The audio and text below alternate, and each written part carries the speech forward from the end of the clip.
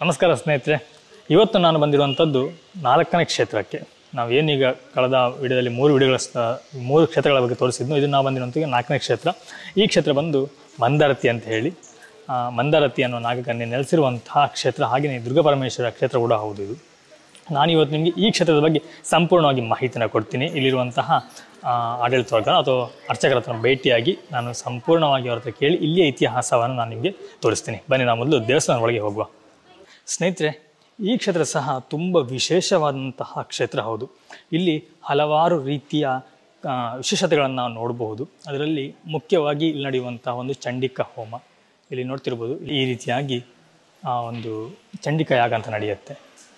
ನಾವು ದೇವಸ್ಥಾನಕ್ಕೆ ಎಂಟ್ರಿ ಆಗುವಾಗಲೇ ನಮ್ಮ ಎಡಭಾಗಕ್ಕೆ ಇರುವಂಥದ್ದು ಕಲ್ಲುಕುಟಿಕ ದೇವರು ಅಂತ ಹೇಳಿ. ಹಾಗೆಯೇ ನನ್ನ ಬಲಭಾಗದಲ್ಲಿ ಇರುವಂಥ ದೈವಗಳು ಅಂತಂದರೆ 3 ದೈವಗಳು ಒಟ್ಟಿಗೆ ಇರುವಂಥದ್ದು. ಮೇಲೆ ನೋಡ್ಬೋದು, ನಂದಿಕೇಶ್ವರ ದೇವರು, ಹಾಗೆಯೇ ಕೆಂಡದ ಹೈಗುಳಿ ದೇವರು, ಹಾಗೆಯೇ ಹುಲಿ ದೇವರು ಅಂಥೇಳಿ.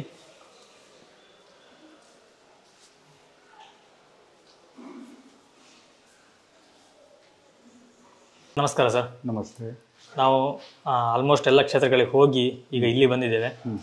ಸರ್, ನನಗೆ ಈ ಕ್ಷೇತ್ರದ ಬಗ್ಗೆ ಸ್ವಲ್ಪ ಮಾಹಿತಿ ಬೇಕು. ಅದಕ್ಕಿಂತ ಮುಂಚೆ ನಿಮ್ಮ ಪರಿಚಯ ಮಾಡಿಕೊಡಿ ಸರ್. ನನ್ನ ಹೆಸರು ಪ್ರದೀಪ್ ಕುಮಾರ್ ಶೆಟ್ಟಿ ಅಂತ. ನಾನು ಈ ದೇವಸ್ಥಾನದ ಅಭಿಯಂತರಾಗಿ ಕೆಲಸ ನಿರ್ವಹಿಸ್ತಾ ಇದ್ದೇನೆ. ಹಾಗಾಗಿ ಈ ದೇವಸ್ಥಾನದ ಬಗ್ಗೆ ನನಗೆ ತಿಳಿದಿರುವಂಥ ಸ್ವಲ್ಪ ಮಾಹಿತಿಯನ್ನು ನಿಮ್ಮ ಒಂದು ಅವಗಾಹನೆಗೆ ತರ್ತಾ ಇದ್ದೇನೆ. ಈಗ ಇದು ಒಂದು ನಮ್ಮ ಕರಾವಳಿ ಕ್ಷೇತ್ರದ ಒಂದು ಪ್ರಸಿದ್ಧ ಪುಣ್ಯಕ್ಷೇತ್ರ. ಇಲ್ಲಿ ಮೂಲವಾಗಿ ನಮ್ಮದು ನಾಗಾರಾಧನೆ. ಈಗ ನಮ್ಮ ಕಥೆಗಳ ಪ್ರಕಾರ ಹೇಳುವುದಿದ್ರೆ, ಈ ನಾಗಾಲೋಕದ ಅಧಿಕಾರಿಯಾದ ಶಂಖಚೂಡನ 5 ಮಕ್ಕಳಲ್ಲಿ ಮಂದಾರತಿ ಅನ್ನುವಂಥವಳು ಒಂದು ಮಗಳಾಗಿರ್ತಾಳೆ.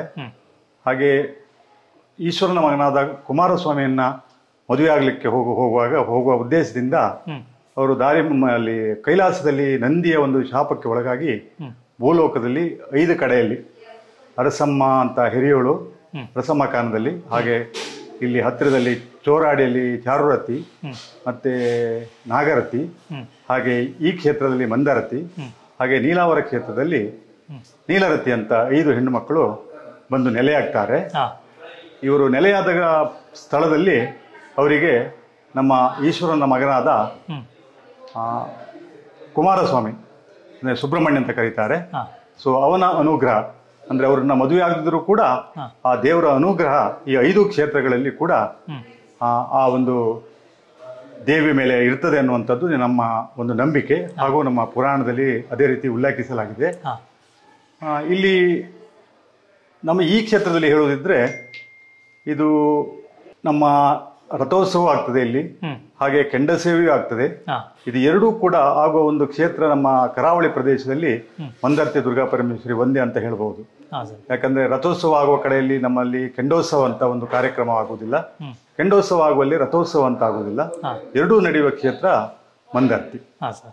ಹಾಗೆ ಇಲ್ಲಿ ಪ್ರಧಾನವಾಗಿ ನಾವು ಈ ಯಕ್ಷಗಾನ ಸೇವೆ ಅನ್ನುವಂಥದ್ದು ಇಲ್ಲಿ ಬಹಳ ಅಮೂಲ್ಯವಾದ್ದು. ಸುಮಾರು ನಮ್ಮಲ್ಲೀಗ 5 ಯಕ್ಷಗಾನ ಮೇಳಗಳಿದ್ದು ಈ ಯಕ್ಷಗಾನದ ಬೇಡಿಕೆ ಎನ್ನುವಂಥದ್ದು ಬಹಳವಾಗಿದೆ. ಇವತ್ತಿನ ದಿನದಲ್ಲಿ ನಾವು ಒಂದು ಯಕ್ಷಗಾನ ಸೇವೆಯನ್ನು ಬುಕ್ ಮಾಡಿದ್ರೆ ಸುಮಾರು 2042-43ರಲ್ಲಿ ಅವರು ಒಂದು ಅವಕಾಶವನ್ನು ಮಾಡಿಕೊಡ್ತಾರೆ.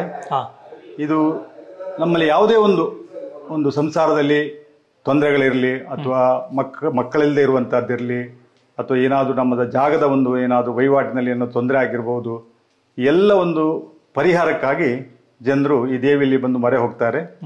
ಹಾಗೆ ಅವರ ಒಂದು ಏನು ದುಃಖಗಳು ನಿವಾರಣೆ ಆದ ಮೇಲೆ ಅವರು ಈ ಕ್ಷೇತ್ರಕ್ಕೆ ಬಂದು ಈ ಯಕ್ಷಗಾನ ಸೇವೆ ಇರಲಿ, ಅಥವಾ ನಮ್ಮಲ್ಲೀಗ ಸಾಧಾರಣ ಸೇವೆಗಳು ತಲಾಬಾರ ಅಂತ ನಡೀತದೆ, ಹಾಗೆ ಕುಂಕುಮಾರ್ಚನೆ, ಹರಿವಾಣ ನೈವೇದ್ಯ, ದೀಪಾರಾಧನೆ, ಹೀಗೆ ಅನೇಕ ತಮ್ಮ ಒಂದು ಮನಸ್ಸಿನ ಅಭಿಲಾಷೆಯನ್ನ ನೆರವೇರಿದ ಕೂಡಲೇ ಇಲ್ಲಿ ಬಂದು ತಮ್ಮ ಸೇವೆಯನ್ನ ಮಾಡ್ತಾ ಇದ್ದಾರೆ. ಹಾಗೇನೆ ಇಲ್ಲಿಗ ವೀರಭದ್ರ ಮತ್ತೆ ವೀರಭದ್ರ, ಕಲ್ಕುಡ್ಕ ಮತ್ತೆ ನಮ್ಮ ಹೈಗುಳ್ಳಿ, ಅದಕ್ಕೆಲ್ಲ ಹಿನ್ನೆಲೆ ಇದೆಯಾ ಸರ್?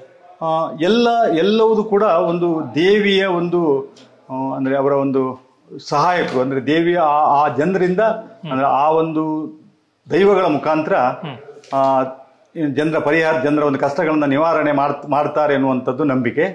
ಹಾಗೆ ವೀರಭದ್ರ ಕೂಡ ಅಂದ್ರು ದುರ್ಗಾ ಪರಮೇಶ್ವರಿಯ ಒಂದು ಮಗನಾಗಿ. ಸೊ ಇಲ್ಲಿ ನಡೆಯುವ ಒಂದು ಹಿಂದೆ ಇಲ್ಲಿ ಈ ಕೇಳಿಕೆ ಅಂತ ಆಗ್ತಾ ಉಂಟು, ದರ್ಶನ ಅಂತ.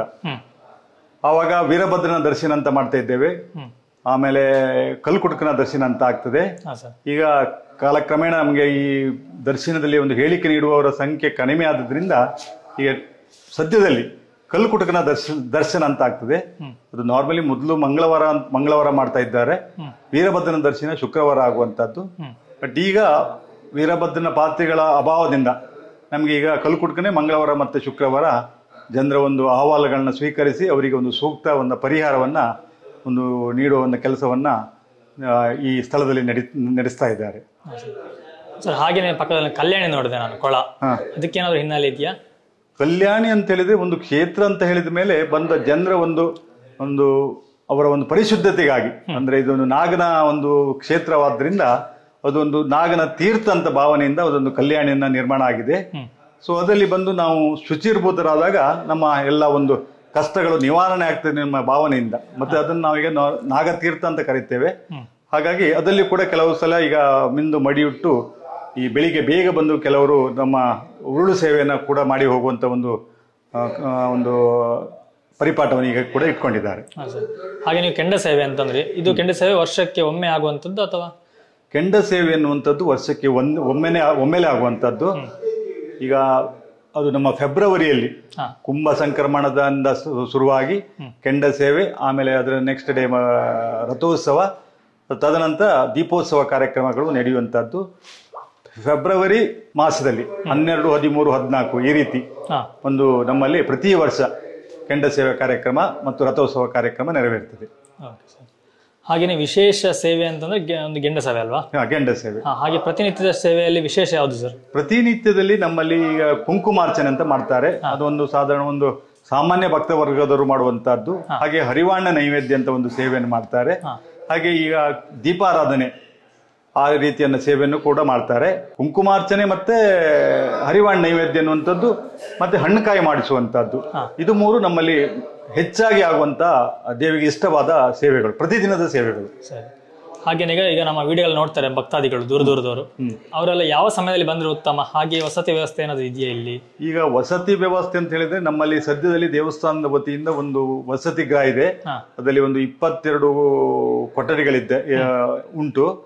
ಸೊ ಅದನ್ನ ನಾವು ಭಕ್ತಾದಿಗಳಿಗೆ ಅವರ ಅನುಕೂಲಕ್ಕೆ ಸರಿಯಾಗಿ ಅವರು ಬುಕ್ ಮಾಡಿದ್ರೆ ಅವರಿಗಂತೂ ಕೊಡುವಂತ ವ್ಯವಸ್ಥೆಯನ್ನ ಮಾಡ್ತಾ ಇದ್ದೇವೆ.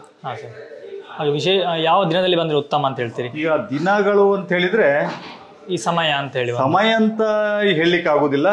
ವಿಶೇಷವಾಗಿ ಇಲ್ಲಿ ನಮಗೆ ಮಂಗಳವಾರ, ಶುಕ್ರವಾರ ಮತ್ತೆ ಆದಿತ್ಯವಾರ ಸ್ವಲ್ಪ ಜನಸಂದಣಿ ಜಾಸ್ತಿ. ದೇವಿಯ ಕ್ಷೇತ್ರವಾದ್ರಿಂದ ಮಂಗಳವಾರ ಮತ್ತು ಶುಕ್ರವಾರ ದಿನ ಸ್ವಲ್ಪ ವಿಶೇಷತೆ ಇರ್ತದೆ.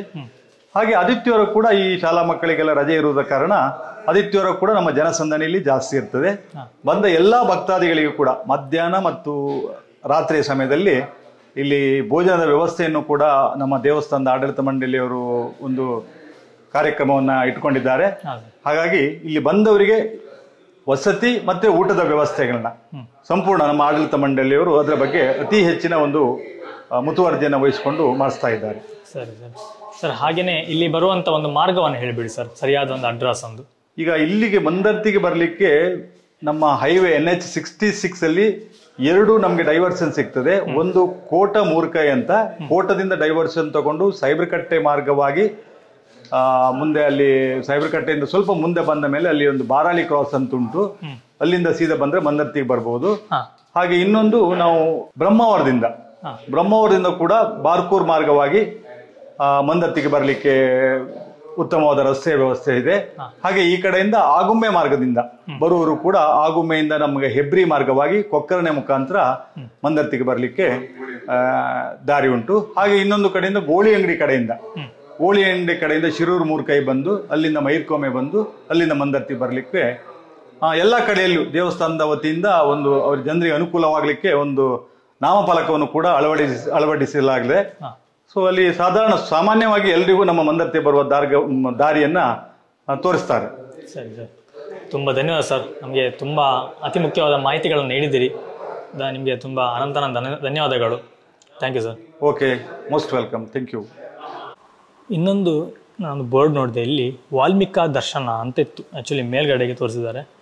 ನಾವಿಲ್ಲಿ ಮೇಲನ್ನ ನೋಡಿದೆ, ನನಗೇನೂ ಕಾಣಿಸ್ತಿಲ್ಲ. ಆದರೆ ಇಲ್ಲಿ ಸ್ವಲ್ಪ ನಾವು ಮೇಲೆ ನೋಡಿದಾಗ ನಿಮ್ಮ ಝೂಮ್ ಮಾಡಿ ಹಾಕ್ತೀನಿ, ತೋರಿಸ್ತೀನಿ ನೋಡಿ. ಇಲ್ಲಿ ಹುತ್ತ ಕಾಣುತ್ತೆ ನೋಡಿ. ನಾವಿಲ್ಲಿ ನಿಂತ್ಕೊಂಡು ಹುತ್ತವನ್ನು ದರ್ಶನ ಮಾಡಬಹುದು.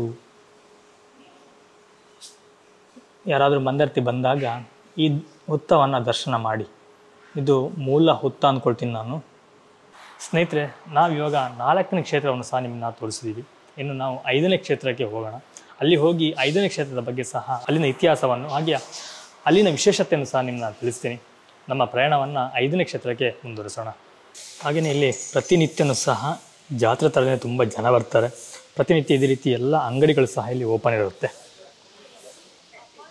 ಇದೆಲ್ಲ ಮಕ್ಕಳಿಗೆ ಆಟಾಡುವಂತಹ ಆಟದ ಸಾಮಗ್ರಿ ಇರುವಂಥ ಅಂಗಡಿ. ಹಾಗೆಯೇ ಫೋಟೋ, ಬಳೆ ಇಂಥದ್ದೆಲ್ಲ ಇಲ್ಲಿ ಸಿಗುತ್ತೆ.